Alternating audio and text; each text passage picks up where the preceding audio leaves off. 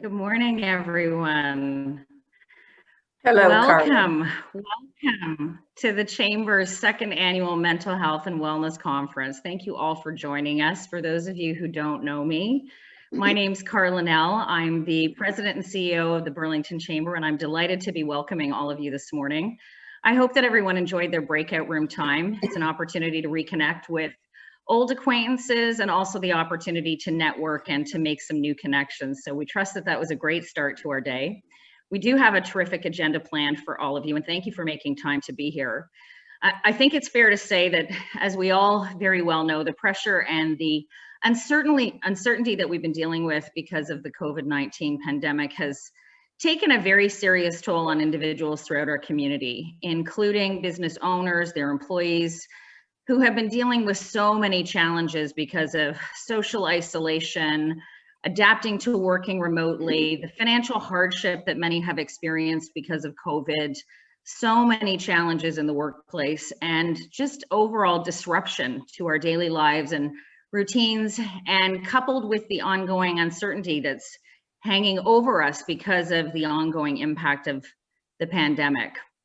And so, today's second annual seminar is really brought to you by our chamber, and it has been specifically powered by our Volunteer Health and Wellness Committee in order to truly acknowledge the pressure that we've all been experiencing. But today's agenda is actually about positivism, and it has been very importantly designed to provide all of us, whether we're employees or employers or loved ones of those in the workplace, with the insights and the tools and the resources that we need to understand and implement mental health best practices that will improve all of our lives. And today's session has been made possible because of the generous support of our sponsors. I'd like to very gratefully acknowledge our bronze sponsor, Rubicon Safety. Lorraine Kersey-Carter is here with us this morning. She's the founder of Rubicon. She's an incredible champion within our community on the issue of mental health. She's also the vice chair of the Chamber's Mental Health and Wellness Committee that has been bringing forward this issue so that we can have these conversations. So thank you for being here, Lorraine, and for your support, as always, of the Chamber and these important issues. It's also my pleasure this morning to introduce our gold sponsor, Bell, and the wonderful Lena DeMarco, Regional Director of Community Relations, is joining us today. Lena, thank you so much for your ongoing support of the Chamber and really, for everything that Bell has done on this issue. The Let's Talk campaign, which was originally intended to increase awareness and combat stigma surrounding mental health and other mental illness issues in Canada, is notably the single largest corporate commitment to mental health in Canada. It's not only been wide-reaching, it was a truly multi-year program designed to break the silence around mental illness and support mental health across Canada. So thank you again for your generous support of this morning's session, and we'd love it if you would bring some greetings from Bell. Great, thank you. Thank you, Carla, for that introduction, and good morning, everyone. It's so nice to see everyone on this virtual event. This topic is extremely important to Bell, and we are so pleased to see the Burlington Chamber offering this event this morning to its members and non-members to make this a priority and to keep the conversation going. This year alone, Bell has also invested in two special projects. Bell's own operating principles in response to COVID-19 has been to keep Canadians connected and informed, to prioritize the health and safety of the public, our customers, and our team members, all while continuing to support our communities.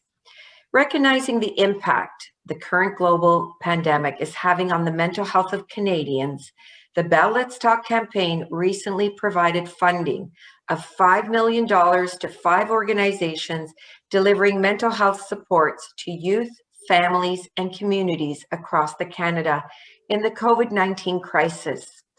And in July, we launched a new fund to support the mental health and well-being of Canada's Black and Indigenous and people of color communities. Bell believes in giving back to the communities we serve. We focus on our Bell Let's Talk, which is coming up January 28th, 2021. Our initiative to support programs and institutions across the country that are working to improve the mental health of Canadians.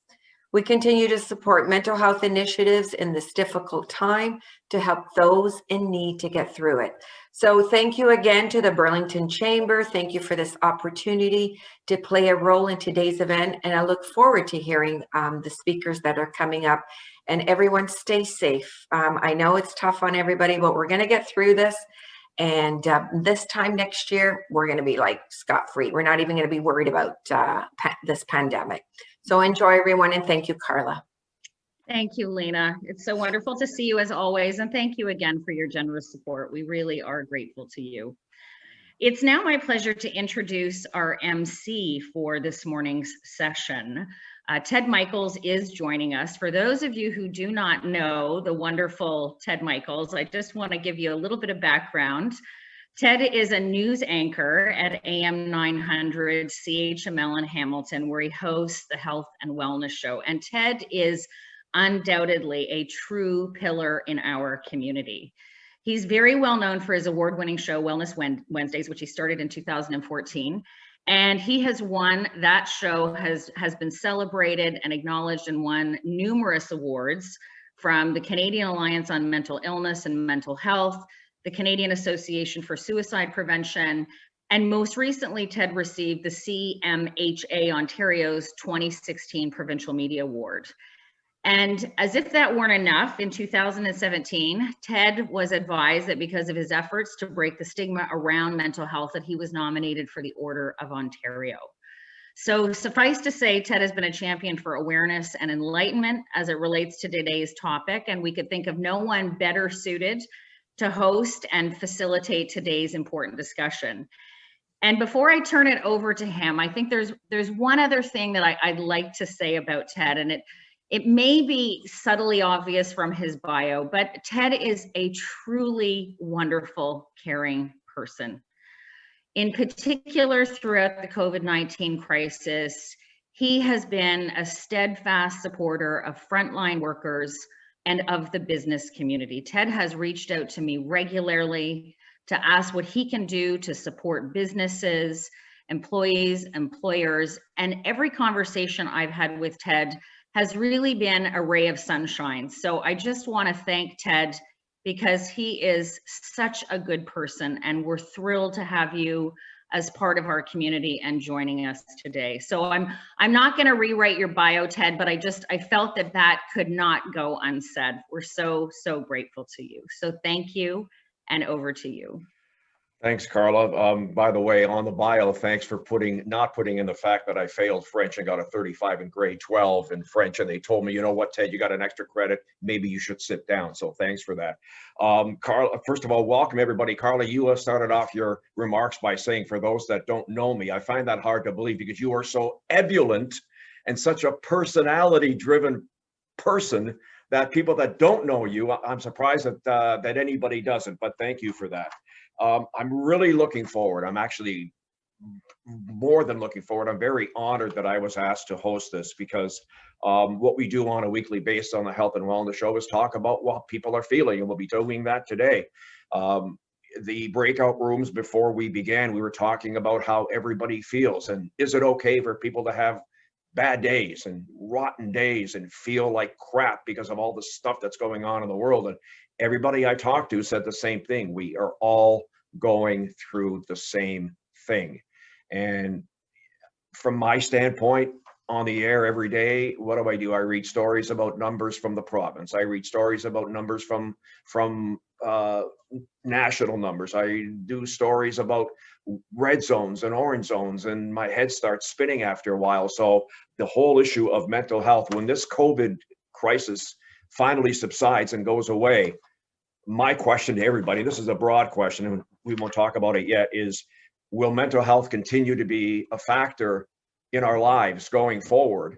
And is the pandemic going to cause even more problems when it comes to mental health? So we'll kind of leave that with you right now. I am honored to introduce our first guest today, Chief Stephen Tanner, born not too far from here in Oakville, graduated, and then became a member of the Halton Regional Police in 1982. Steve then went to the Guelph Police Service, and then he went to Belleville in 2000. In 2002, he was chosen Belleville's chief of police. At the time, he was the youngest, if not the youngest, chief of police in Canada. Steve then joined the Halton Force in 2012. In January of 2012, nice honor. He was appointed by the Governor General of Canada as an officer of the Order of Merit of the Police Force. And now, of course, he's back in Halton and having the opportunity to connect with everybody in this area. So, Chief, first of all, thank you for joining us. Good morning. And I'll use the line and the word that I'm getting really tired of using because we've heard this for 37 weeks. Have you pivoted the Halton Police Service in the way that you do business because of the pandemic? Well, thank you very much, Ted. And you know, those sorts of bios just remind us sometimes how old we might be getting. You mentioned that you're still running. I'm still running late for some meetings from time to time, so we share that. And it's been 39 years in policing, and it feels like 10 or 15. So it's certainly my pleasure to be here with you today. So first of all, good morning to everyone. Thank you for joining us on this conference call, and thank you to Carla and Shauna and to the Chamber of Commerce for the invitation to speak to you here today.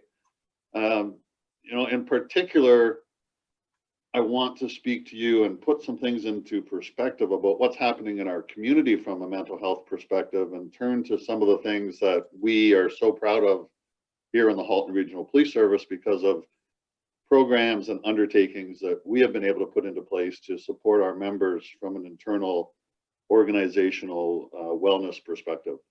I'm extremely proud of some of those things that we put into place.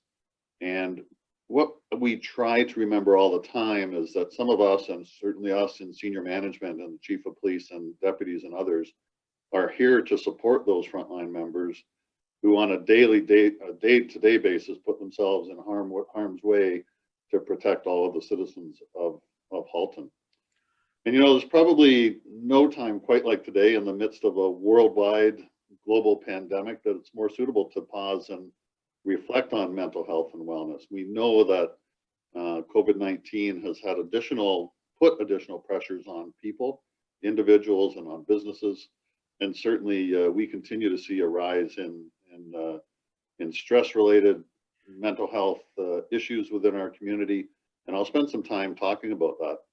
And you know, there's no doubt that many of you understand those additional businesses and pressures. Members of the Burlington Chamber of Commerce, those of you that are in business or run your own businesses, are going through unprecedented times when it comes to your own business and your own personal lives. So I think as we go through this unprecedented time of uncertainty in both business and our personal lives, it's one thing that we need to remember is we are going to get through this, and we are going to get through this by doing things together. Whether that's messaging coming out from the Premier's office on how we need to fight COVID-19, trying to keep businesses open, and trying to address mental health issues. And there are some very positive announcements just as recently as yesterday, which I will also touch on just a little bit later. I'm certain all of us, and certainly I, wish we were meeting in person in a really nice venue like the Burlington Convention Center or LaSalle Park or the Royal Botanical Gardens. But something called COVID-19 has had different plans for us this year. And so welcome to Zoom, which has probably consumed about half of my life. And I know those that lead the Chamber of Commerce probably half of the last 9 months. This has gone on much longer than any of us had wished for, as Ted Michaels and others were talking about in the breakout room earlier. 9 months that we've been in this COVID-19 pandemic now. So in preparing to discuss organizational wellness with you, I realized there's a couple of things that we should probably spend just a little bit of time on in order to put things into some perspective and to give you a little bit of a baseline from a HRPS, Halton Regional Police Service perspective. I would like to spend just a little bit of time talking about our community and from a mental health perspective, what trends are occurring, and keeping in mind that policing does not ever take place in a vacuum. nor do our members work in a vacuum that somehow isolates them from all the stresses of everyday life. So I want to take a little bit of time to explain some of how we respond to mental health and persons in crisis calls in our community before I turn to talking more about what we actually do internally for our members to protect them from a mental health perspective. So our community, and many of you will be residents of Halton or nearby, we cover an area of just under 1,000 square kilometers and a population of approximately 650,000, which is going to grow to over 1 million in just a few short years. Milton continues to be the fastest growing city in all of Canada. Diversity and our demographics are changing very, very quickly, and our environment is changing very quickly, and we will become a much larger community in just a very short period of time. We police all of that with a staff of just over 1,750 sworn police officers and close to 300 dedicated and professional civilian members at an annual budget cost of $168 million. That is the lowest per capita budget of any of the large 12 police services in Ontario. And about 99 to 95% of that budget goes to salaries and benefits. So for those of you in the business world, certainly you can see from that breakdown of our budget, we're very much a people business, and we're reliant on the people who work here and serve the community of Halton. We respond to over 157,000 calls for service. That was in 2019. And interestingly, we find that on an ongoing basis, only about 20 to 25% of those calls are crime related. So policing has certainly evolved into much more than crime fighting, probably what a lot of us join policing to do and enjoy doing on the investigative side. But there are so many other things that consume the time of our frontline officers and support staff. We do consistently and constantly have the lowest crime rate of any of our comparators. It's a great statistic for the region of Halton. And we also, and the one thing I'm extremely proud of, is that we clear or solve more crimes per crime than any other police services in Ontario. So we have the highest, what's called the crime severity weighted clearance rate of any police service for the last 5 to 6 years. Let me throw out one really good fact on that. There are close to 400 municipalities across Canada with a population over 15,000, and only 13 of those have a lower crime severity index than Halton, and none of those 13 have a population greater than 50,000. So, you know, our demographics and our economics and the communities that we serve here, often people refer to it as the Halton bubble. We certainly are in a very positive environment here compared to many, but some interesting statistics that we should be very proud of as a community. Now, let me get a little more on point for today's discussion. And Shauna, you have a couple slides there. If you could pull up slide 1. And I don't know if I will see that on here.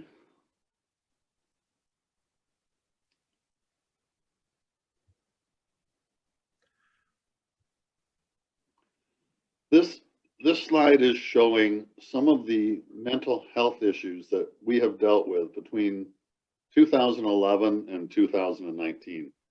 I wanted to show this to illustrate the consistent increase in calls for service related to mental health and suicide related calls over time. And I'll get back to the total number in just a minute. And Shauna, slide 2. Now this slide shows on 2 different scales. I'm not sure you can see the scale on the right-hand side, but one of these lines is what we call 938s, which are mental health calls for service. The other is suicide or attempt suicide calls for service. And consistently, you can see that a substantial increase in those calls for service just in the region of Halton, again, between 2011 and 2019. These sorts of statistics are why myself and others in senior police leadership and the Ontario Association of Chiefs of Police have been calling on our government to provide more resources to assist us as we tackle mental health issues. In 2019, we responded to 3,051 mental health or person in crisis calls in Halton, and an additional 762 calls for service, which dealt with either suicides or attempt suicides. So if you look at that total of just over 3,800 in 2019, we're at more than 10 calls per service per day. And those calls for service do not include such things as overdoses, which are also increasing exponentially with the prevalence of fentanyl and the opioid crisis that we currently have in Canada.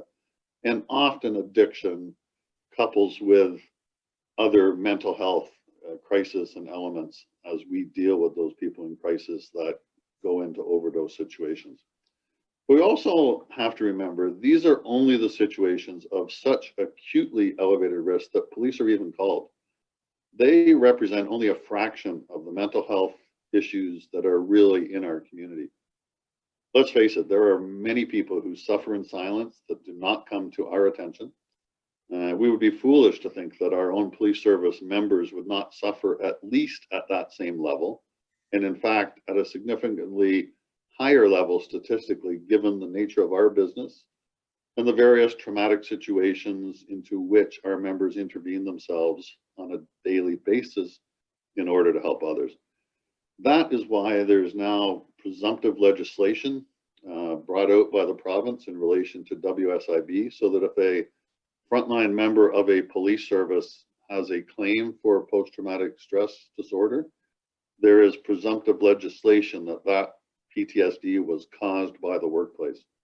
It's a tremendously complicated situation from a human resources perspective, but that's the level of seriousness that we're dealing with. Now, I wanted to spend next, thank you for the slide, Shauna.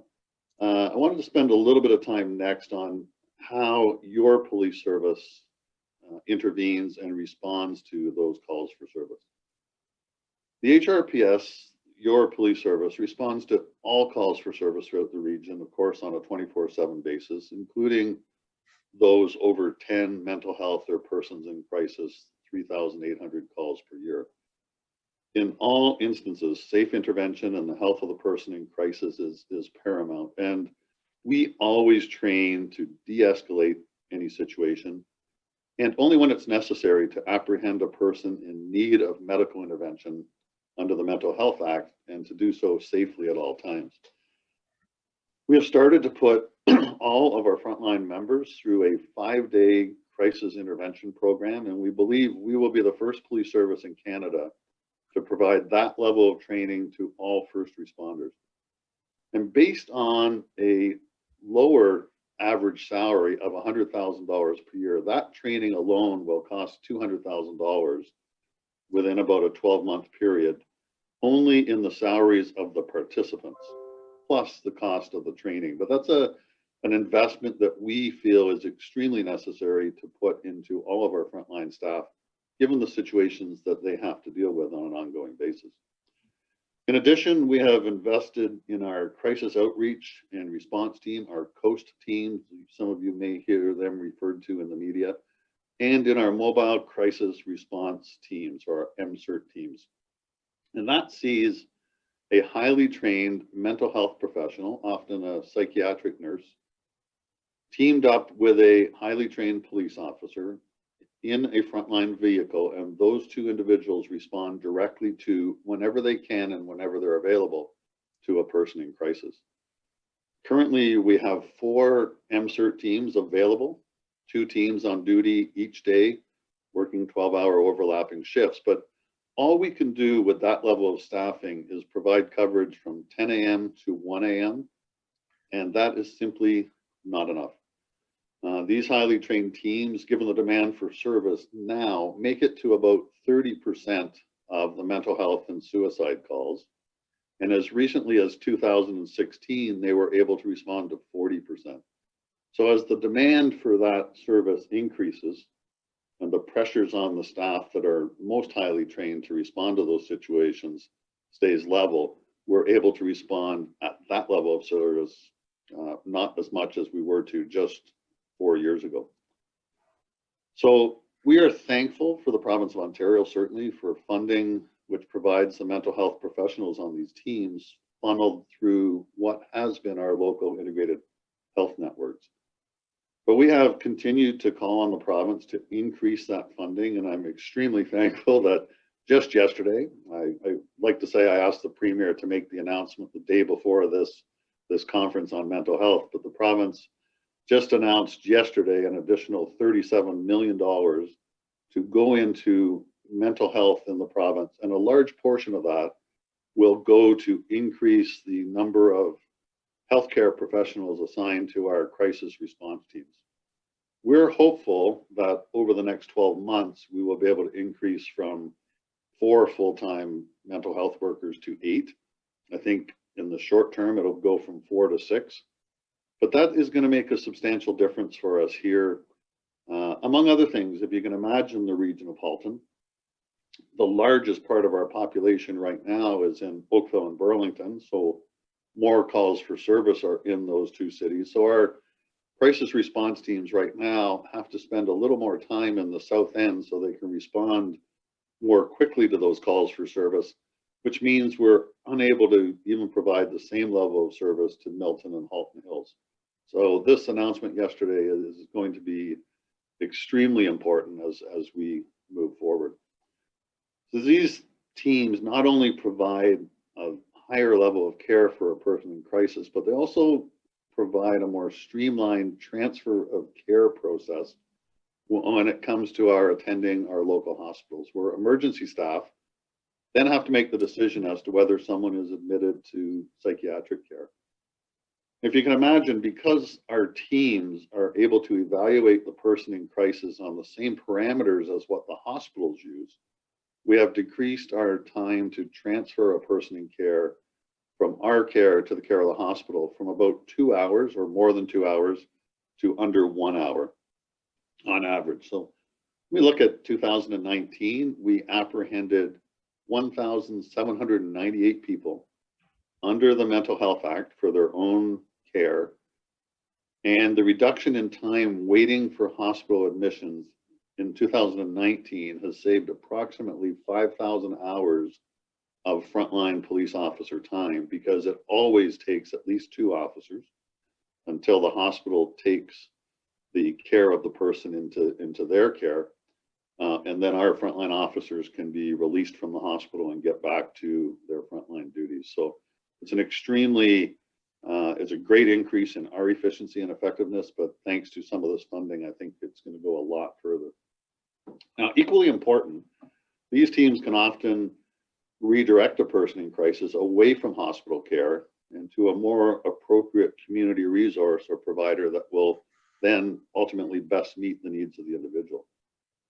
All that we do in Halton is based on a very well-developed community safety and well-being model, which involves many partners, including the Region of Halton, Community Mental Health, CMHA, ADAPT, Drug and Alcohol Prevention Treatment Programs, our school boards, our local integrated health networks, local hospitals, and many others. So we've developed a very robust community safety and well-being plan and senior leadership group, which oversees that plan so that we know that we can put the right resources in place at the right time.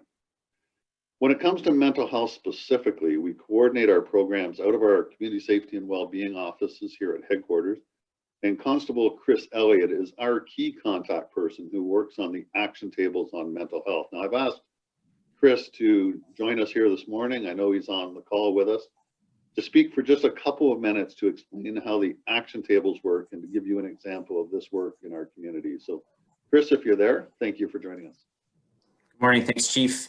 Thank you, everyone, and good morning. A quick thank you to you, sir, for providing me the opportunity to speak to such an influential group of members of Burlington and Halton. So thank you, and thank you for everyone for giving me a few minutes to speak. I do this, of course, on behalf of the community groups, service providers that I work with daily. It's not just the Halton Police Show when it comes to community safety. Always mention that because it's the work that is done of the desk and assisting the most vulnerable clients and people of Halton that really comes to mind when I speak. So as the chief mentioned, I do work day on and day out with regards in digging in the weeds, I like to call it, of the community safety wellbeing plan of Halton. And for you that don't know very much about it, I recommend jumping on the Halton website. There is a link, and you can read throughout the plan and how it was established on the provincial legislation and mandate of community safety wellbeing. And if you don't know it, like I like to tell all the recruits joining Halton Regional Police, it's not going away, and it's extremely important work, and it puts the focus on community response versus police response, and it's an extremely important piece. And our plan specifically was established back in November 2017 and approved through Regional Council, and then later approved through the Police Services Board. The Halton Region Community Safety Wellbeing Plan is a model for multi-sectoral collaboration and collective impact. As the chief mentioned, it's led by a system leadership group, a group of leaders that can actually have impact in changing those system level issues. As a frontline officer, we constantly see the system, at its breaking point, or providing insight to parents that are going through a crisis with a child or a youth, and we provide them information about the system, and they constantly will say to us, it's a constant thing we'll hear, and it's, the system doesn't work on a wait list. So these system leaders can really affect that and make that change.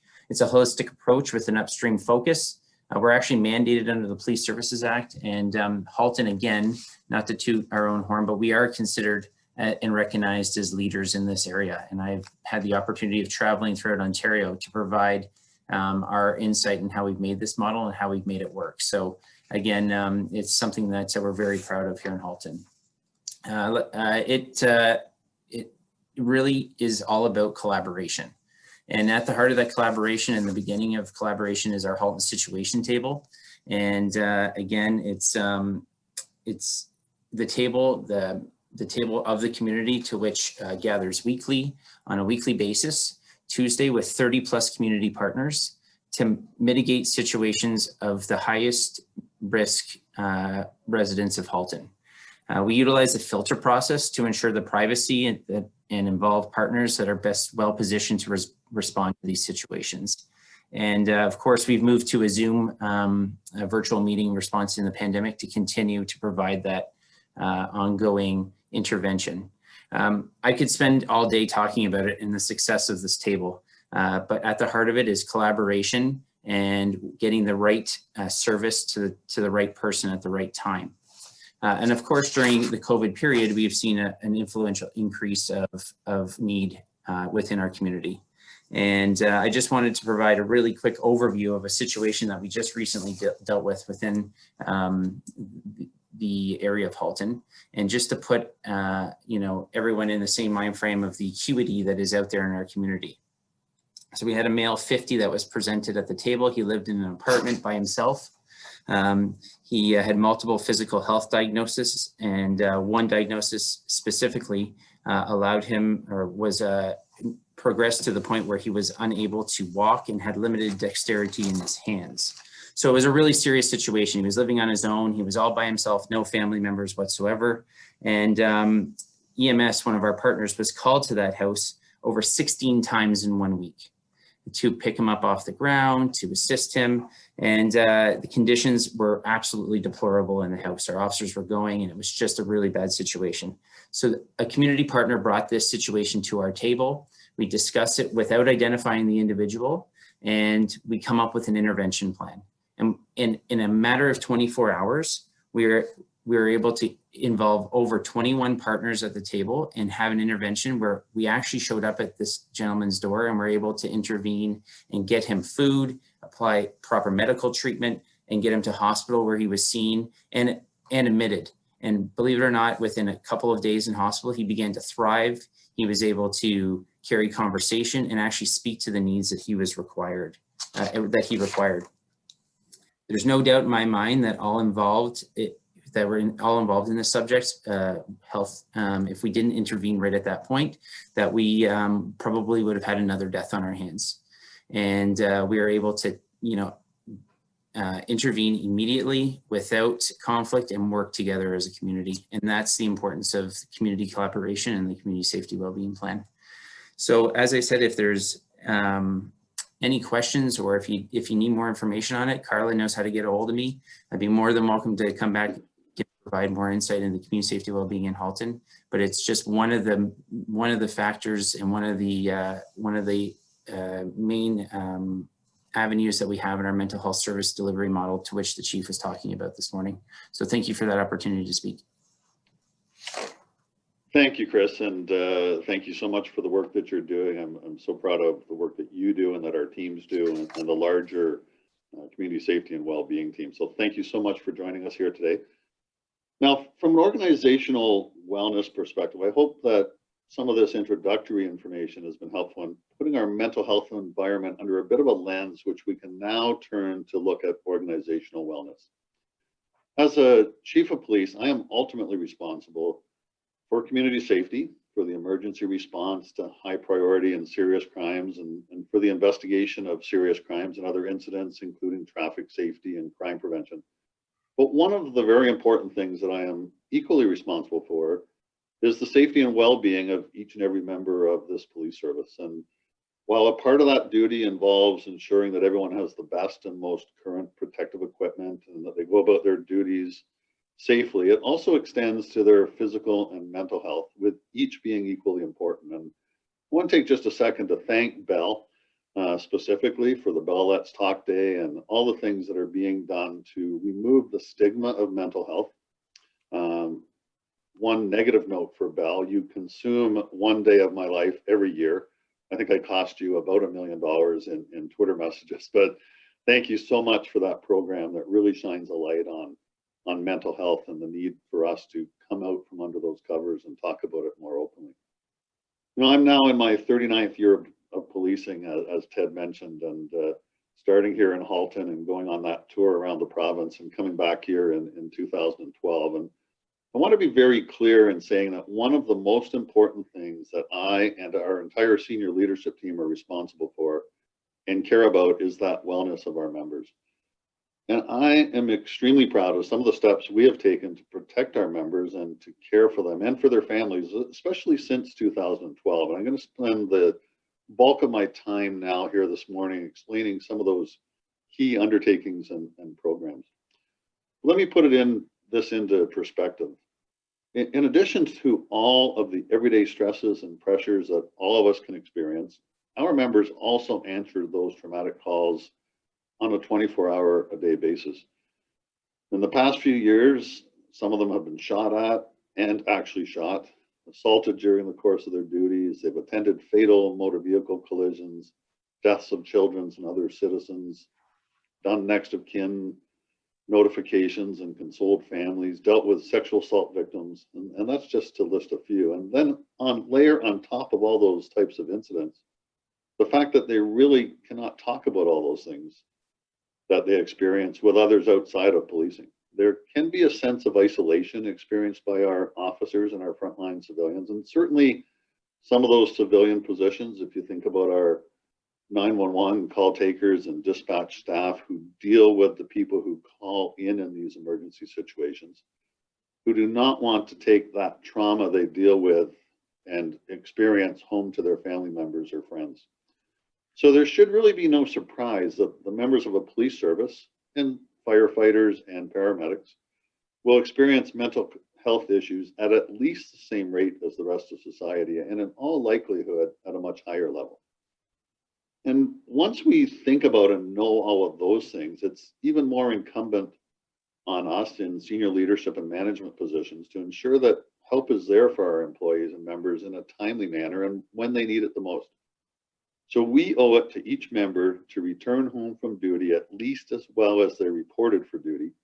And that's a pledge that I will talk about just a little bit more later on. Now, how we do that is complicated and certainly multifaceted. Let me start with discussing our internal organizational wellness unit. We have acronyms for everything, so our OWU. We have always had a fairly robust employee assistance program in place through the collective bargaining process as it relates to a lot of health-related benefits, including mental health, and I'll expand on that a little bit more just a little later as well. But a few years back, we realized we needed to do much more to help our members, and we started up our own internal organizational wellness unit to enable us to reach out and also be a conduit for our members in attaining the resources they needed in a more timely manner. This unit has had a tremendous impact on the wellness of our personnel, and I'll share some of those statistics with you. The unit itself includes a full-time staff sergeant who is a mid-level manager in the police world, and a full-time senior constable who oversees the unit. So that's at a cost of about $250,000 plus per year. And they have immediate access to consulting psychologists so that we're able to put a person in a more serious situation into contact with psychological support within 24 hours, and sometimes, in fact, immediately.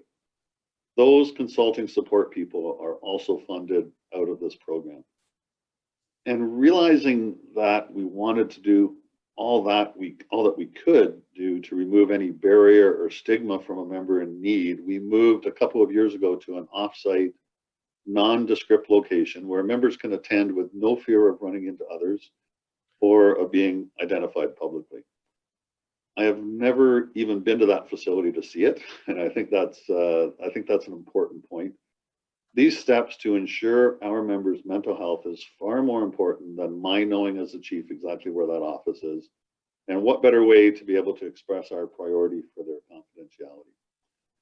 That unit oversees the mental health and wellness of all members and provides private and confidential support and consultations in their offsite facility, supports members with work reintegration where required after they've been involved in the most critical of incidents, and provides training and education. Let me give you one example, and many of you, being that it's the Burlington Chamber of Commerce, a couple of years ago, many of you will remember we had 2 of our officers shot and seriously wounded in a gas station in the city of Burlington. The offender himself was shot and killed. We had the 2 injured officers and another 5 officers directly involved in that incident, including 2 officers from the Ontario Provincial Police, as well as the 911 dispatchers who sent those officers, and then had to deal with the emergency response to save them post-shooting. We ensured that all involved and impacted members and some of their family members received the care they needed that day and the follow-up care they needed in the weeks and months that followed. And through the organizational wellness unit and our training staff, we were able to return all members involved to full duties within a year. Returning to full duties after that level of trauma, including the physical injuries for 2 of our officers, is certainly no easy feat. And we are proud of all members in making that transition, but in doing so with the supports in place to help them navigate all that was involved and their own mental wellness.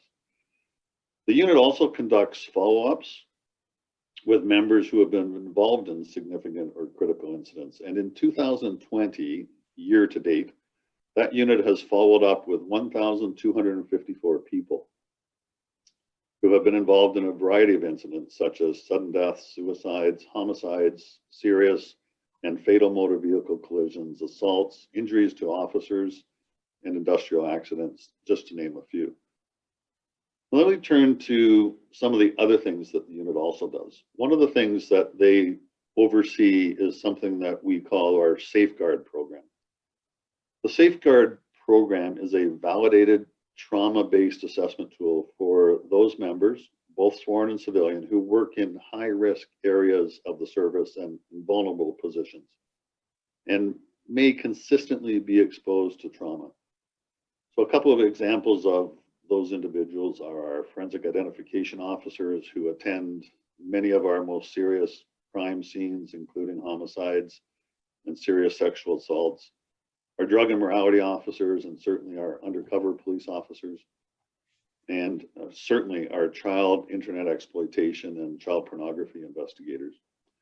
We administer these psychological tests over 200 times per year to protect those people in high-risk positions. And what that test does is, as members move into those higher risk positions, it gives us a baseline of their mental health and then we can compare where they are 6 months or 12 months later on a regular basis. And when red flags are identified, we can take action through our consulting psychologists and others, or work towards a transition of that member to a less traumatic work environment. Which brings us to our contracted psychologists. In addition, the organizational wellness unit has access to several contract professional psychologists, and one such psychologist oversees the Safeguard program, which I just described to you. Others take part in what we call debriefing meetings following a number of different types of critical incidents, as well as one-to-one consultations and providing support for family members, whether that's spouses, parents, or children. And in some instances, retirees who have left the service but continue to deal with impacts from their work experience and from the profession. We also have, of course, health and mental health benefits through, in our case, it's Manulife, but many of you will deal with Manulife or Great West Life or other providers when it comes to benefits.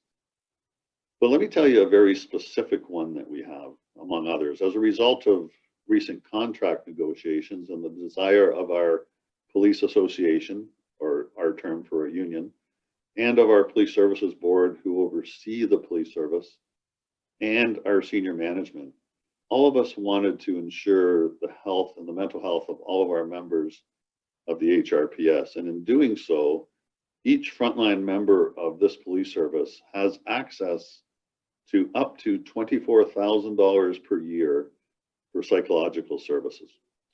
And in addition, there is $2,000 provided on an as-needed basis for spouses and dependents of police service members. So I don't think anyone has consumed $24,000 of psychological services, but it's an extremely high number.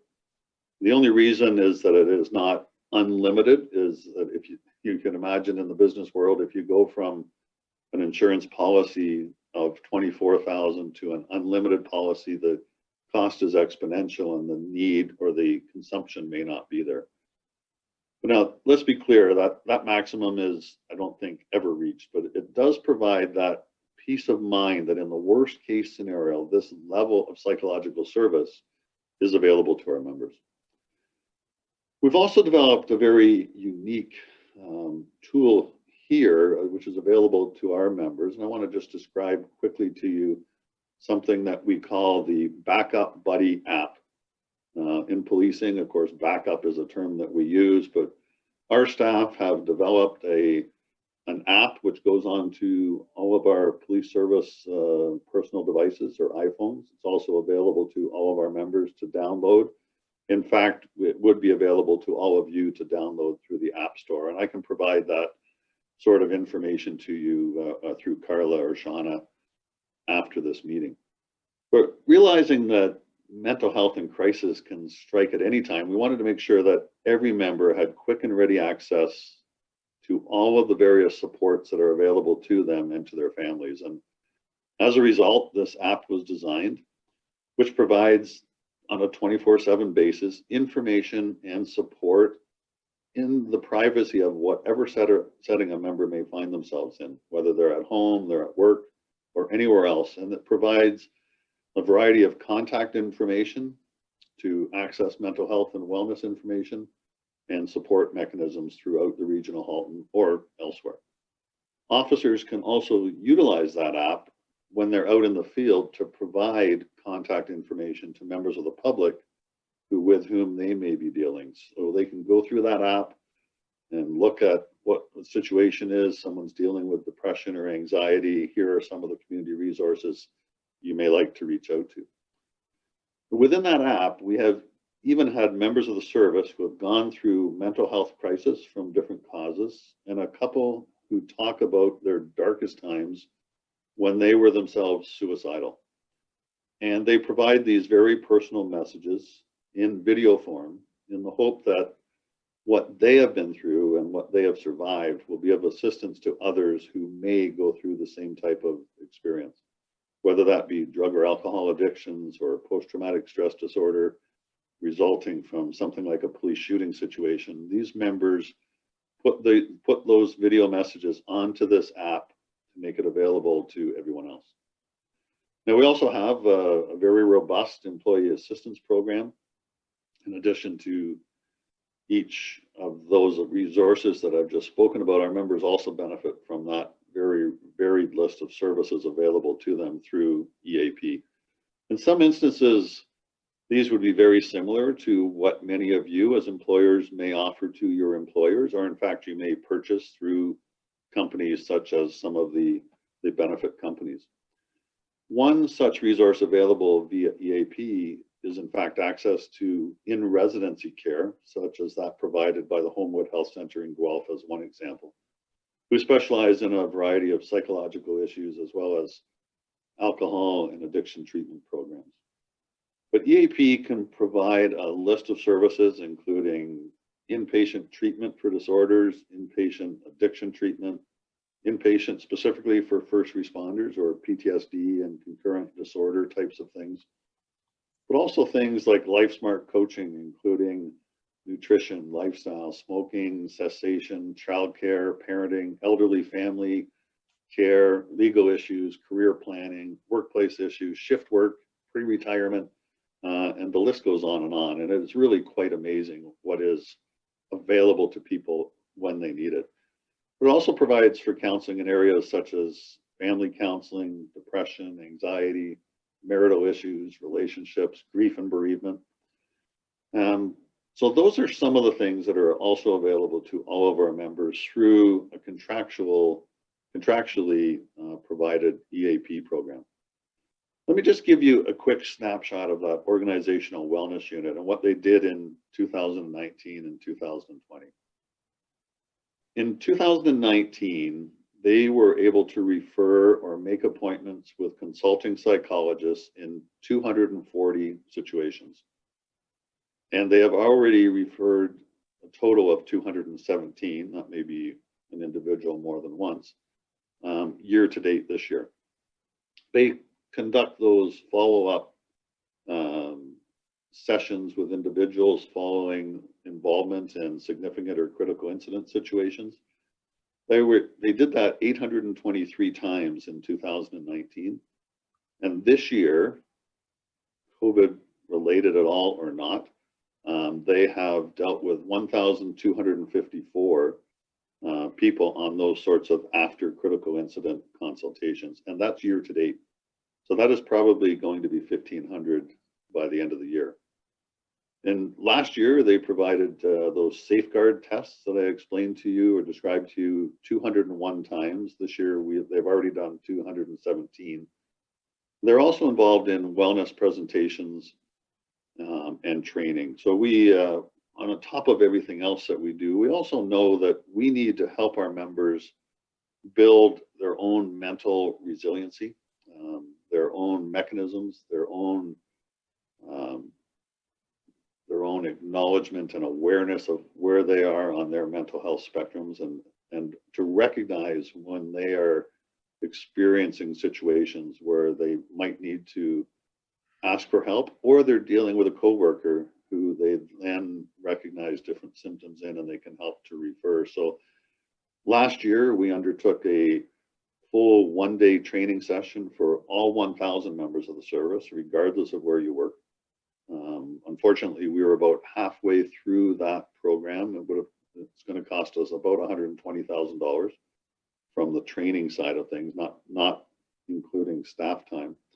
And then COVID-19 hit, and we do not feel that that training is as valuable or effective by Zoom as it is with a group of people getting together. So it's put on hold until COVID lets us get back to it. But we will get back to that as soon as we can. So in conclusion, I wanted to talk about why we do what we do. I've mentioned we have over 1,000 police service members who work day in and day out, at times putting themselves directly in harm's way to protect others and the public that they serve, and they too deserve to be looked after. We've seen a number of police officer suicides across Ontario and Canada in recent years. I'm thankful we have not had an on-duty serving police officer suicide here in many, many years. I started in 1982, 32 years ago. The only serving police officer suicide we have had was around 1979. A young officer took his life after his fiance had passed away. Not a work-related suicide, but a tragic situation. And maybe if some of the resources were available then that are available today, we may have been able to assist that person. But other services and one regional municipality very close to us have had 9 police officers commit suicide in that same sort of 39-year period. So we're very fortunate here for a number of different reasons. Part of it is the environment our officers work in, but I think a big part of it in an increasing way moving forward are some of the things that we have put in place in Halton here to assist our officers in some of their worst times. The Police Services Board and I and our senior command team are committed to the statement that we often make publicly and to our members, and that is our commitment is that we will do all that we possibly can to send you home from work in as good or better condition, both in physical and mental health, as when you came to work. And as your chief of police, I am committed to the safety of this community, and year after year, we prove that we're the very best at keeping the region of Halton. It's the safest municipality over 100,000 population in all of Canada. And our commitment to the frontline women and men who serve to protect you should not and cannot be any less than that as well. We must do everything we possibly can to protect our police officers and our civilian members to the highest standard at all times. And that is why I am able to talk to you today, and thank you for the invitation. And to be able to speak with you proudly about what we have done within the Halton Regional Police Service, which we truly believe sets the standards for others in our profession across Canada. I hope that gives you a snapshot of what we do from an organizational wellness perspective under the lens of what's happening within our community. And I'm certainly open to any questions now or later on, and look forward to the rest of the presentations. But thank you very much. Thanks, Chief. You touched on a lot of points, but there's one thing I'm curious about, and I know things have changed when you started 39 years ago. You went to police college. A lot of this stuff wasn't talked about.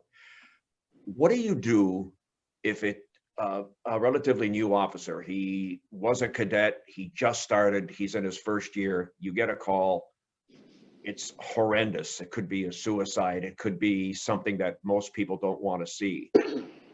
I know that they get the support down the road, but when they finish the call and the young officer is with another officer, and that other officer knows that this particular young officer is struggling by what he's seen physically, he may be retching because of the horrendous stuff we see.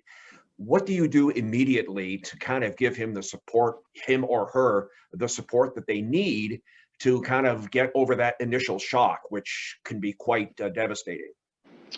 That's a great point, Ted, and a couple points to in response to that. Certainly, it is different. We often talk about, and in the Chief Coroner of Ontario just did a review of police suicides, a report which came out about a year ago, and often refers to that old culture was suck it up, get back to work. You're a police officer, you have to be tough. Don't let it affect you. If you do, there's something negative about that. We had a police officer many years ago. He was working in Milton. There was a bank robbery in the city of Guelph, and the robbers came through Halton. They were firing shots at him in his police car. And we had a senior officer, this would have been mid-80s, who ordered all of that platoon right back out on the road immediately after it happened. If that happened now, people would be taken off their regular duties. The organizational wellness unit would kick in and make contact with people. That officer certainly would be referred to one of our consulting psychologists. So it's multifaceted. One thing is that by training all of our officers, which would include that senior officer who is there with the young officer in that situation, if the young officer hasn't had the training and doesn't realize the way that it's affecting them, the senior officer with them may say, here's the training that I've had, this person needs some assistance. The supervisors are certainly in a position to say, this is a very traumatic call. It's bound to have effects on people. not necessarily the younger people more than the older. I think we have to look at everybody.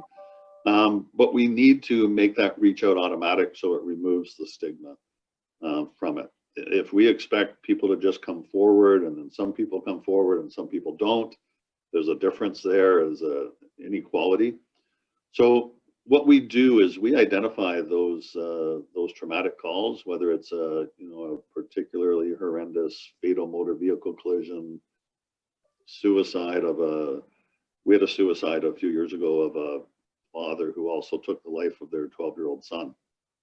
Certainly all those officers were immediately referred to the organizational wellness unit, did a debriefing with the unit, did one-to-one consultations, had access to our consulting psychologist. So those are all the things that have changed in the environment today compared to those days. Quick follow-up though. Now, what happens if the officer, you talk to him, they say, I'm okay, I got this, don't worry about it. But then down the road, a couple of weeks, couple of months, they come into work. Everybody knows that this officer is struggling, but this officer refuses to admit that they need help or refuses to get the help that's been offered to them. What's the next step as an employer to help that employee? Well, again, there's multiple stages that can kick in. So as an employer, our supervisors, our sergeants and staff sergeants, we also view as employers. They're the ones that will have direct contact with those members who should first see some of those symptoms exhibiting themselves, so they can make referrals. If there is an issue going on where we feel that someone needs assistance, and there may be a case where the individual does not feel they do or is hesitant to admit that they do, we do have mechanisms to require an individual to go through some sorts of care sessions. We have to keep in mind on the mental health side, those things are, once the person gets to the psychologist consultation meeting or office, what they say is voluntary, of course, and extremely confidential. It never comes back to us, the details of what things are disclosed to a psychologist, unless there is an imminent risk of safety or safety of the public. So, in the worst case scenario, if an individual is disclosing to a psychologist or a psychiatrist that they have suicidal thoughts, we certainly in our profession have things that we need to do that no other profession needs to do. For example, seizing firearms, to make sure that that mechanism for self-harm or the harm of others is taken away. But we can require an officer to undergo different types of treatments. We do have from time to time officers who find themselves in trouble with the law. Not always here, but certainly in other police services and sometimes here. Very unfortunate and wrong instances of impaired driving off duty, domestic situations with a spouse. And in the domestic situation, we will automatically suspend the officer for their own good for at least a few days, regardless of the situation, so that they can deal with some of their issues and mental health issues. But we can't do it on a one-off basis, because then that would differentiate and stigmatize one person compared to the other. So in those situations, we do the same thing all the time, so that it's not seen as punitive towards the individual. This is being done for your own good. Let's deal with things. And so there's a lot of different mechanisms that are put in place now. There are some police services, and I'll say that they have officers off on extended suspension, which right now is with pay. That's another controversial issue, not for today's topic. But it's also very stressful to the officers. And unless you are going to legitimately, as a chief of police, if I need to terminate a police officer, it's complicated, but there are situations where it arises. If I'm not going to be able to terminate someone, then I should not keep them off on suspension for a long period of time. First of all, we should get something for the taxpayers' dollars, but we should remove the stigma of that suspension, which I know in larger cities in Ontario have led to police officer suicides because of the suspension. So we have to balance those things from a public safety and the seriousness of what someone may have done with the mental health implications. And those are all things that we consider. All right, Steve, well, last question, and then we'll take a bit of a break. What advice would you have for the business leaders, the business owners that are watching us today online, as far as mental wellness, if you will, for themselves and for their employees? And you've kind of touched upon a lot of things that are provided by Halton Regional Police Service. Maybe some employers don't have access to that type of thing, but what would be the key bit of advice that you would have for everybody that's watching right now? You know, I think probably the one most key thing for business owners and leaders is something I call authenticity. And I'll refer to something you said in the breakout room, Ted. You were talking about, you know, when a person says, "How are you?" and they don't really stay around long enough to hear what the answer is, because it's become like a greeting. Yeah. But I've always said, and there's a book called Authentic Leadership, but if you're going to ask someone how they are, legitimately care what the answer is and wait to hear it. And that authenticity really extends to mental health. So as business owners, regardless of how large your business is or how many employees you have, if you are going to place an importance on mental health, you have to lead by example. You have to act and be authentic in your concern for your members, and not turn around and be negative when someone comes forward with a mental health issue. We're going to have some employees in any of our organizations, and certainly mental health is open to abuse. But I once heard another police leader say, you know what, if we have 10 people off on PTSD and 9 of them are legitimate and 1 isn't, why should we care so much about the 1? We need to do the best that we can for the 9 or the 90%. So I think the biggest message for me, for other business owners and leaders, is be authentic in your leadership, especially when it comes to mental health and wellness, and set up as many proactive processes as you can within your organization so that people feel comfortable in coming forward with whatever their issues may be. And they can be many in the business world. So I think that would be my best advice. And on that note, Chief, thank you very much. Boy, we could have gone a long time. I have a lot of questions, but maybe at another time we can do that. We will take a short break, let you fill up your coffee, your tea, your water, go down the hall if you have to, and we'll be back in about 10 minutes with part 2 of our special mental health and wellness seminar here at the Burlington Chamber of Commerce. And time to introduce our next feature speaker, Cynthia-Hastings James, co-founder of BestLifeRewarded Innovations, bringing more than 20 years of executive experience in digital business development. Now, Cynthia, her business recently named Mid-Sized Business of the Year by the Oakville Chamber of Commerce. Best Life Rewarded currently supports over 12,000 businesses and 4 million Canadians. Now, previously, she was president of RX Briefcase. It's the leading provider of online accredited education for pharmacists. Now, Cynthia is passionate about giving back and helping future leaders succeed. She and her sons have participated in several volunteering missions to build schools in Nicaragua and Kenya. Wow, in 2015, she summited Mount Kilimanjaro, part of a team that raised $60,000 for Global Friends Foundation. So I want to welcome Cynthia-Hastings James. First of all, Cynthia, kudos to summiting Mount Kilimanjaro, because if I can do one flight of the Kenilworth Access stairs without getting breathless, I think that's a good day. Congratulations. You have to talk about that off the top. Well, thank you for that. Yeah, it was quite the experience, and I was very proud of myself for actually making it to the top. But it certainly wasn't easy.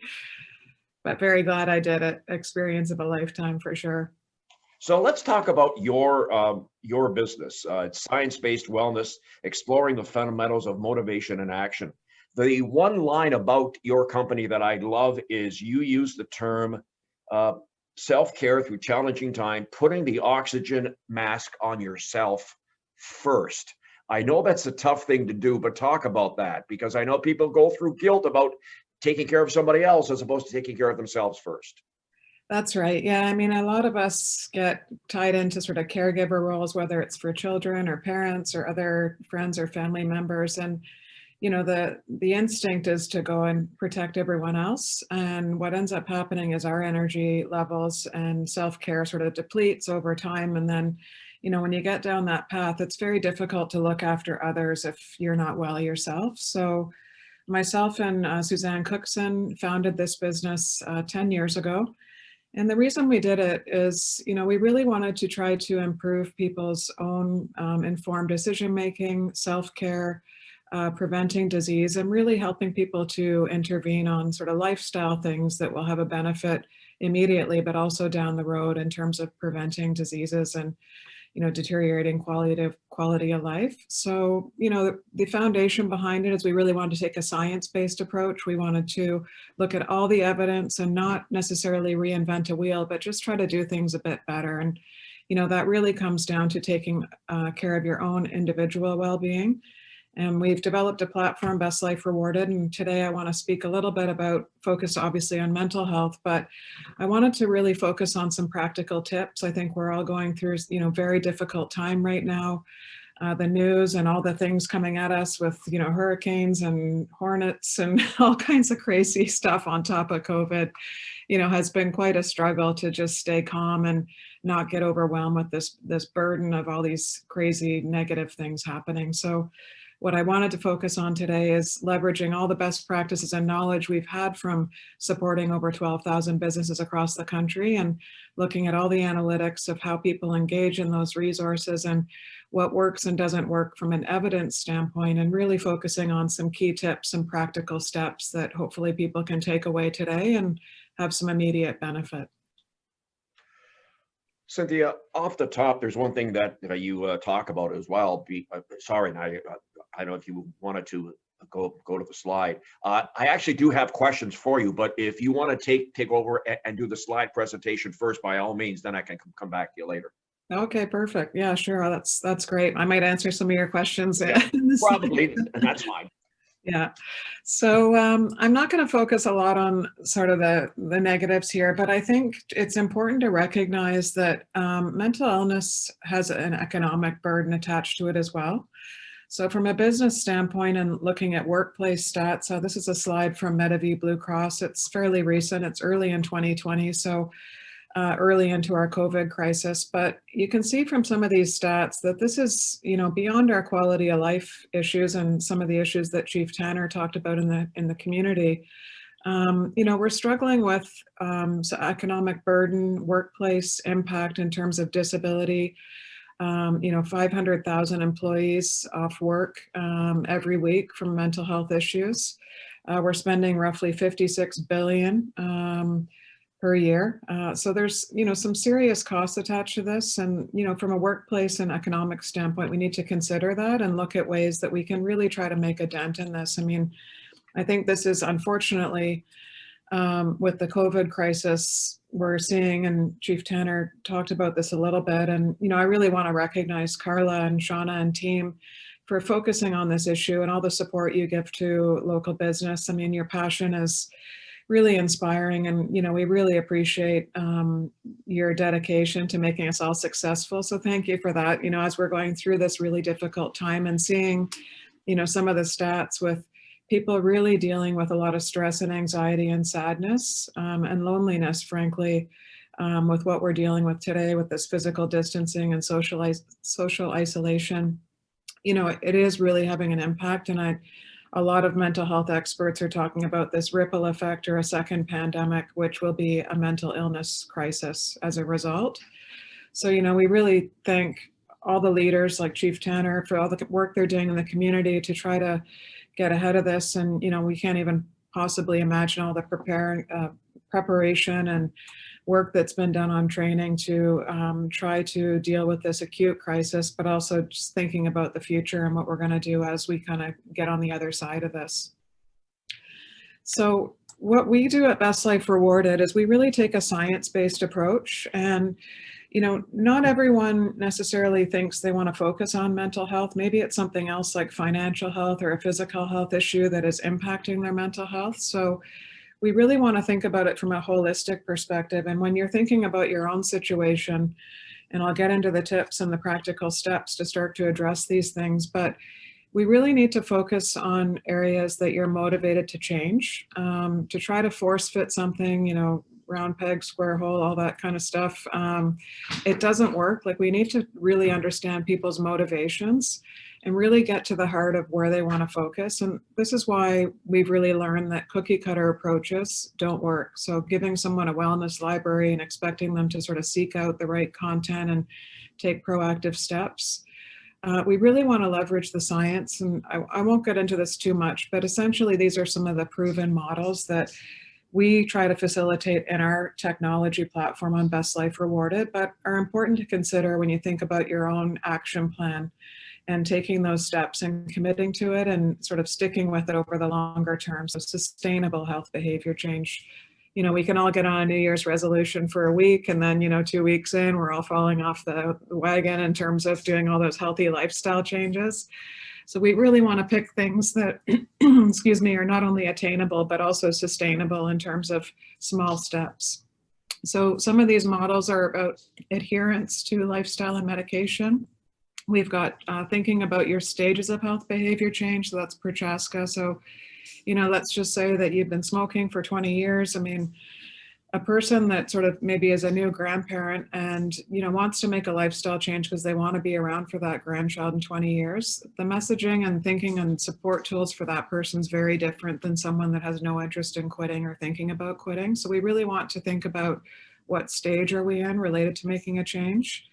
A reward never hurts. So we really like to reward those right behaviors. So, when you're setting to a goal and sticking with it, and maybe even not getting to the outcome, so not hitting that milestone, but even the efforts along the way we want to reward. And then finally looking at, your conviction, so the importance and looking at your confidence as well related to making changes. That's the Keller model. So really thinking about science. We don't, as a society, need to be reinventing a wheel. There's great tools and resources out there. All the national not-for-profits are providing excellent tools. We just need to figure out what's the right thing for us at the right time, and then put all that great theory, like all the science and the evidence-based approaches and best practices, into real life. Because as we all know, we pretty much know the right things to do, but sometimes life just gets in the way. We're overwhelmed. It's easier to pick up McDonald's than it is to go home and make a salad. Too busy, a million excuses. I've always got an excuse every Monday morning when I tell myself I'm gonna get to the gym. I mean, not so easy these days, but work out every single day, and then I get busy with meetings and stuff happens, and that's the reality for all of us. So what I really wanted to focus on is I've got 6 tips, and these are things that you can start right away. They're not complicated. There's no cost involved. It's really just a mindset, and really thinking about areas that we can all maybe make a small change to improve our overall well-being. And these are a focus on mental well-being, but I think all of these would have a ripple effect across even physical and potentially financial well-being as well. So the first one is calming our mind. With all the news and the US election and uncertainty and crazy stuff going on with the environment, I mean, it's very difficult to settle your mind. So I find this really simple Venn diagram super helpful. I mean, it seems so obvious, but in day-to-day, sometimes it's not so obvious when all these things are coming at you, and it's very difficult to sort of calm all that unnecessary thinking and obsessing about things that really don't matter. So if you think about the things you can control, so we can't control that there's COVID, but we can control that wearing a mask, we can control like isolating, we can control like getting out and walking with the right protections and having our 6 feet distance, all those things. You think about the things that matter. So your family, your health, ensuring that you've got a roof over your head and groceries in the fridge. Those things should really dedicate in terms of where your focus should be. So drive based on things you can control and the things that matter in the big picture. So this, if you keep grounding yourself, I find it super helpful, because all the things that we can't control that keep coming at us, obsessing and worrying about that is not going to help your mental well-being. What will help your mental well-being is building some self-efficacy, feeling empowered, feeling like you're in control of the things that you can actually do something about. So that's the first step. And really doing it in a small steps approach. This is something we talk about in our business all the time, as it's a small step. We can't be turning people's life upside down and doing a complete 180 like these Biggest Loser competitions and all this crazy stuff where people are trying to, like, you know, completely eliminate carbs or survive on 200 calories a day, or, you know, cold turkey quitting smoking. Like, I mean, there's a whole bunch of things that people do a massive overhaul. And of course, unfortunately, when we try that, at least myself, I always fall on my face because I'm starving 2 days into a diet, and then I end up binging on 14 bags of potato chips. So we need to really do it in a small steps way. And the weird thing about that is, at the moment, it feels like, oh, this little small thing's not going to make a difference. So maybe just walking an extra 500 steps today, which is nothing really in the grand scheme. But over time, what that does is it snowballs and builds momentum, where you don't even notice and you see a massive improvement over time. So it's really about setting those small steps. And how we do this is really about driving habits. So, you know, changing our lifestyle, and it takes, the science say it takes about 21 days to form a habit. And we always talk about SMART goals in health behavior change. And SMART goals is an acronym. It stands for specific, measurable, attainable, relevant, and time-based. So this little chart here kind of incorporates a lot of those elements, and I think Shauna's going to have it as a follow-up in a toolkit so that, you know, you can use this. It's very simple. You know, you want to really be specific about your goal and think about ways that you can really make it attainable and sustainable over time. And, you know, having reasons, important reasons, and going back to that chart about things I can control and things that are important. Put it in that context so that, and put it up on your fridge or somewhere where, you know, it's going to remind you on a daily basis, this is why I'm doing this and this is why it's important to me. So we really want to just do these small things and try to stick with it for 21 days. And then after that 21 days, hopefully you won't even notice that you've made that change and it's just part of your way of life now. Tip number 2 is be mindful. We've probably always, like, all have heard all the great things about mindfulness and meditation, and, you know, especially now trying to check out and be present in the moment with all the things again coming at us. I like this visual a lot to kind of describe what mindfulness could be. So, you know, we here have all these, you know, crazy demands and things and news and, you know, sad stories and things that can be very overwhelming coming at us. And then, of course, man's best friend is just there enjoying the sun and the environment. And, you know, we can learn a lot from that, where it's just really trying to shut down, which is super hard. I'm not saying it's easy. It takes practice to shut down all the noise and just be in the moment. And there is a lot of evidence behind what this does from an overall well-being standpoint. Mindfulness, there's tons of research on this. There's institutes now. It cuts pain, it reduces symptoms of PTSD, it can reduce heart attack and stroke, it improves work performance, stress and anxiety, which I'm sure all of us are dealing with these days, reduces by 60%. So there's a lot of science behind mindfulness, and it does not need to be complicated. I wanted to include some really practical resources. So this is a young lady out of BC. She's basically done a 6-week intensive course and boiled it all down into about 15 minutes. It's 3 YouTube videos, which is like a beginner's guide to mindfulness or meditation. And I think what this does is it really gives you a good, if you're not already practicing sort of meditation or mindfulness, it's a really good introduction to try it out. And it's not a big time commitment. I mean, I know we're all super busy, but the idea is to have this introduction in a really simple way, and you can participate in these links, no cost, and beautiful setting. Even if you just watch the video, it's very calming. So I would highly recommend trying something like that. And there's a million videos and calm apps and all kinds of support and resources out there to promote mindfulness. Getting active, we all know this is the right thing to do. It's one of the biggest challenges. In our platform, Best Life Rewarded, we are seeing roughly 75% of Canadians are not getting their 150 minutes a week of moderate activity. That's the guideline, the recommendation.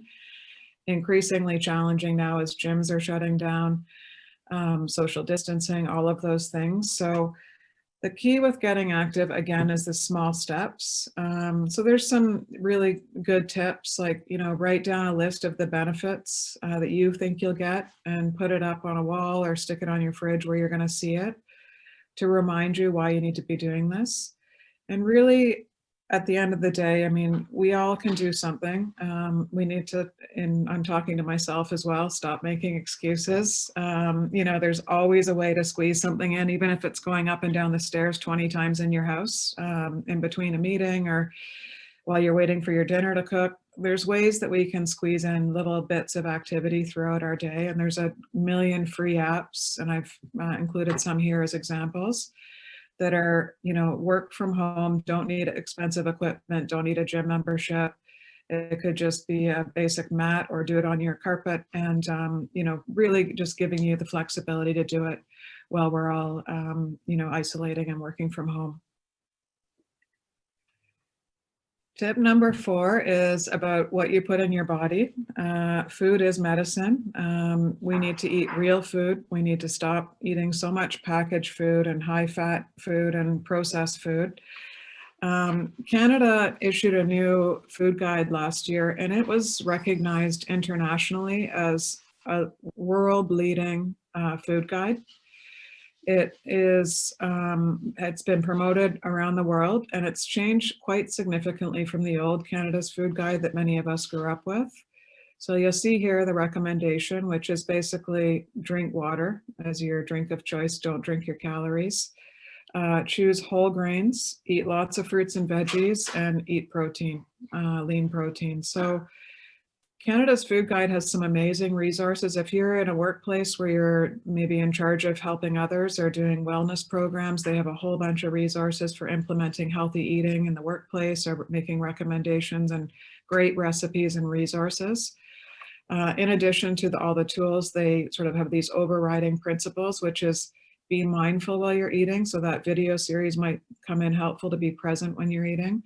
Cook at home more often, so using whole ingredients, cook at home, and really try to enjoy your food. And, eat with others obviously is challenging these days, but, if it's your immediate family or in the future, making eating a social thing, all good. And then, of course, try to understand how to read a food label. I mean, there's lots of great resources online as well about how to read a food label and what the daily intake requirements are, reducing sodium and saturated fat, et cetera. And then really trying to be informed about food marketing. A lot of cereals and packaged goods have big healthy claims on their boxes, and the reality is they're really not so healthy, full of sugar and fat. So just be aware of what you're putting in your mouth. And I can tell you, when you eat clean, you'll definitely notice it in your mental well-being as well. It's better for sleeping, it's better for energy levels and getting out and all those other things we want to do about being active. Eating well will drive all of that. Being kind, I think, is probably one of the most important things right now, given where we're all sort of trying to go through this together as a community. Be the good, be the change you want to see in the world. There's an amazing resource. It's out of the US. It's called the Random Acts of Kindness Foundation. What it does is it provides an annual calendar with a tip every single day and an idea for a random act of kindness. And we believe that, basically, and there's a lot of evidence to support this, that the benefits of kindness go beyond sort of the feel-good factor. We've actually seen from research that when you're kind, it reduces your stress and anxiety, your pain, depression and blood pressure. And then also on the positive, it increases your energy, your happiness. It actually increases lifespan, pleasure, and then oxytocin and serotonin. So there's tons of benefits to this other than just feeling good and sharing with your neighbor or being nice to a stranger. really a lot of benefit of being kind. And I really encourage you to look at this Random Acts of Kindness Foundation. The link's here and it'll be in the slide kit. Because if you need ideas just for random things to do, there's literally a calendar for 12 months of the year updated with a whole bunch of ideas about things you can do to just do one random act per day. And it's another small step, doesn't take a lot of energy, could be just buying a coffee for someone behind you in the Tim Hortons line. I mean, it doesn't matter what it is, but it's paying it forward, and there's a lot of benefit and feel-good factor attached to that. And the final tip is about sleeping. Most people I know these days are not sleeping very well with all the concern and worry about what's happening and uncertainty. So we really want to focus on sleep. We're seeing that Canadians sleep fairly well. 62% of us, and now this is pre-COVID, so this could have changed quite a bit, but are sleeping 8+ hours, 62%. So that's really good. But we see that, when stress starts to enter the picture, that people are sleeping less, which it seems quite intuitive, but it also has an impact on work and being able to be productive and a whole bunch of other negative consequences, including for your physical health if you're not sleeping properly. So we really want to focus on some practical things that we can do to improve our sleep. So try to go to bed and wake up at the same time every day. Get away from the electronics. If you can read before bed, much better. Any kind of screen time, TV, phones, etc., is not helpful for good sleep. Try to avoid large meals and caffeine late in the day. If you're going to exercise, try to do it earlier in the day. So, not within 3 hours of going to sleep, and then try to maybe avoid naps that aren't too long, beyond 30 minutes. And I think, this sort of sleep hygiene, we call it, in terms of those habits are great. But what we hear a lot is people are sort of laying in bed and then all this thoughts and overwhelming, stuff is swirling in their head, and it's very difficult to kind of calm and get rid of all those the noise that's going on as you're trying to drift off to sleep. So this pharmacist that we know gave us a really good tip a few weeks ago. We were chatting about, this challenge of putting your head in your pillow and having like all the stress and things cropping up. So this pharmacist, Dragana is her name, she gave us this really good tip, which is I'd never heard of before, but it's called the cognitive shuffle. And it was created by a Canadian cognitive scientist named Luc Baudouin. And really, it's simple, but it works like a charm. I can tell you, I've been doing it for 2 weeks, and by the time I get through the second part of it, I'm out cold. So essentially how it works is you think of a random word, so 5 letters. I mean, I usually do a 4-letter word, but it has to be an emotionally neutral word. So pick something that's not going to make you really angry or, has bad baggage attached to it.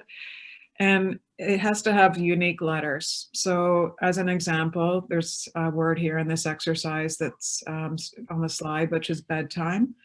So you just pick that word, whatever word you want, whatever word doesn't charge you emotionally, and you just go letter by letter. So starting with the first letter B, and then you start thinking of any and all words with the letter B, and then you imagine that word. So the first word is baby, imagine a baby. A ball rolling down a hill. Bananas, imagine a bunch of bananas hanging from a tree. You get the idea. By the time you get to the letter E, like for me, I'm out cold, because what it does is it makes you focus on something that maybe feels a bit sort of monotonous in terms of coming up with all these letters, but it removes all that crazy thoughts from your mind. So you focus on this task, and I'm telling you, this works like a charm, and I really encourage you to try it. If you're finding that you're having a difficult time calming your mind at night, this works extremely well to get you to sleep.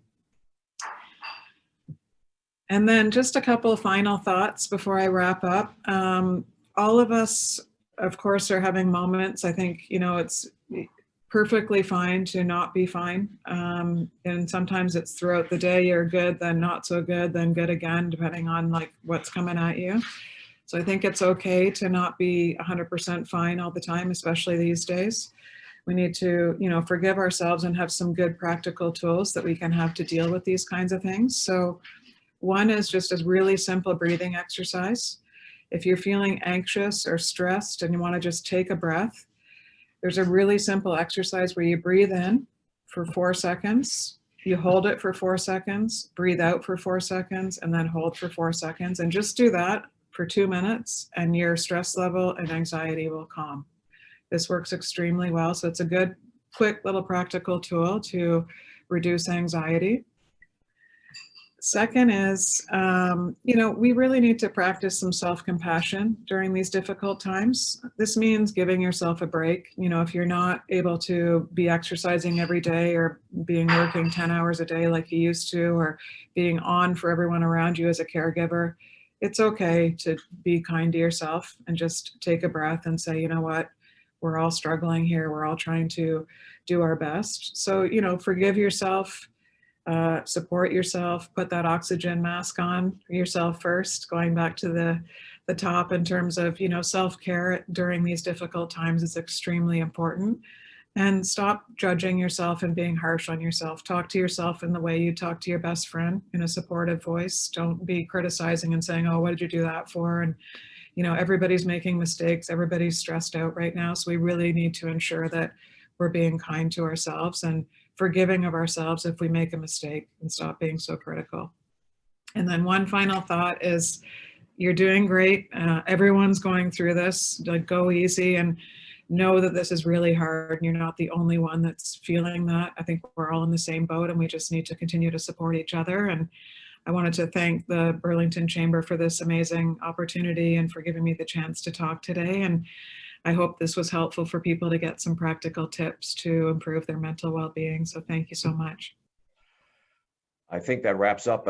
By the way, Cynthia, thank you for pointing out that eating 14 bags of chips is not necessarily good for your health. So I thought I'd point that out. Thank you very much. I think pretty much that's it. The information that has been given will be available online if you want to talk to Cynthia and send her a message. And I think that wraps it up from here. Let everybody get back to their day. Thanks to Carla and the staff at the Burlington Chamber of Commerce for the opportunity. And Carla, I guess the final word is yours.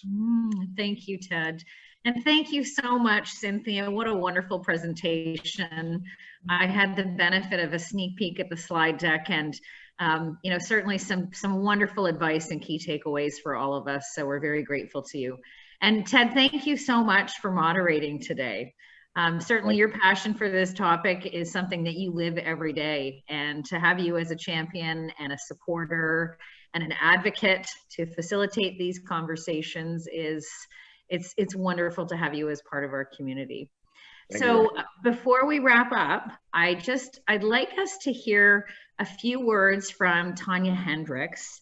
Tanya is the vice chair, she is the chair of our Mental Health and Wellness Committee. It's a group of very dedicated volunteers at the Chamber, and she and her cohorts on the committee, including Lorraine, who I mentioned and introduced earlier today, have been fierce champions on these issues for a number of years now. So we'd love to hear from you, Tanya. Just give you a moment to speak to everyone on the line today before I do final wrap up and talk about the exciting toolkit that we've developed for everyone. Thank you, Carla. Good morning, everyone. And thank you for spending your morning with us here at the Chamber. As Carla said, my name's Tanya, and I am the chair of the Health and Wellness Committee here at the Chamber of Commerce. And along with my co-chair, Lorraine, and everyone on our team, we really hope that you enjoyed the seminar today. We really wanted you to feel that this would have some good value, that you would have some tools and some resources to be able to take away with you. We certainly understand these are incredibly difficult times, but through this together, I think we're all going to come through, hopefully in a better place.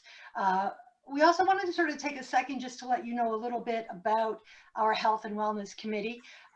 We are mandated to basically advocate and influence on health issues from a local, a regional, provincial, even federal levels. We take a leadership role in identifying and addressing issues that would affect businesses here in Burlington. In particular, we'll work on policy development, and we'll work on seminars such as what we've seen today. And, you know, if you have a professional or a personal interest in health and wellness, you know, we'd welcome you to take a look at our committee. We've got a couple of spots that are currently open, and you can certainly approach the chamber to talk to us. We look forward to putting on our next annual chamber mental health seminar. And you know, in closing, you know, we just want to express our gratitude and the idea of a daily gratitude. I think it goes a long way to helping us stay happy and stay positive.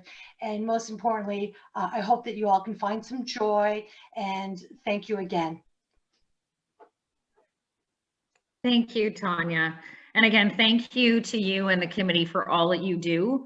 Our chamber is very fortunate to be powered by such incredible volunteerism, and your committee has really had an impact on the work that we've done. So sincerest thanks.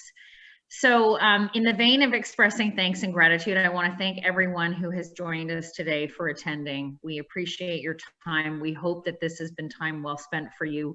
I want to thank our speakers, Cynthia, Chief Tanner, Ted Michaels, our moderator, for the incredible insights that you shared with us today. It's just, as always, a delight spending time with you. Thank you to our sponsors, Bell and Rubicon, for your very, very generous support. We are going to leave the breakout rooms open until 11 a.m. If anyone would like to go back in, carry on the conversations that you started earlier, or to really further unpack some of the things that we talked about today, it's a great opportunity for you to connect with others within our wonderful community. And last but not least, this particular verbal session today, our virtual session, is not the end of the support that our committee and the chamber is offering everyone. We have developed a toolkit for all of you who have participated as a takeaway, with access to resources, extensive links, the incredible PowerPoint presentation that Cynthia has designed and developed today on behalf of Best Life Rewarded. So we want you to know that you're not just supported now and in this very moment, but that there is going to be ongoing support and resources made available to you. We'll be sending everyone a copy of the toolkit post-conference today. It's also going to be posted to the Chamber's website, as well as hosted on our Team Burlington landing page that the Chamber supports and provides. So it is intended to be a perennial resource that others can review. And we have also recorded today's session. So if you know of anyone that missed today and that would benefit from listening in to any or all of what we've talked about, again, this is another resource that will live on as a result of all of the great work and effort today. So again, thank you all. I hope you have a wonderful day, and we'll look forward to spending time with all of you again.